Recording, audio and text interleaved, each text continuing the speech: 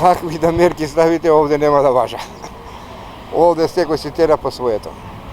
Тетовци се чини ништо нема да ги опамети повеќе да внимаваат и да ги почитуваат мерките за заштита од коронавирусот. Преполни улици, кафулиња, ресторани. Маски не носат сите, ниту се запазува дистанца. Сликата од градското секојдневие нималку не сведочи дека Тетово е жариште на вирусот со константен раст на бројот на заболени. Граѓаните не веруваат дека било која мерка, па дури и карантин, ќе промени нешто. Не веруваат дека има коронавирус. Многу. Ја идем често по кафани, влагам, идем и по наши кафани, албански и по македонски, пошто имам другари едни и други, и гледам овие повише нашите не почитуваат овие. Кај албанците тоа се однесува.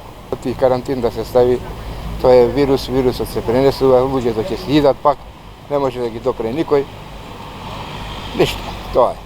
Не би требало толку да се заострува политиката, бидејќи е се уред. Мислите се е во ред со толку многу заразени во Тетово? Па, за заразените е едно, а друго е за политиката.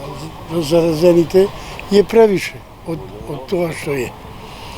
Али за тоа виновни се само мештаните тука што се. Треба само во поблага форма, не оња карантин, зашто со деца мали. Не можеш да им докажеш дека не треба надвор да излагат. А во поблага, например, ноќните часови, може. Опуштени се и тетовските власти. Состојбата не ги загрижува, ниту размислуваат за порестриктивни мерки.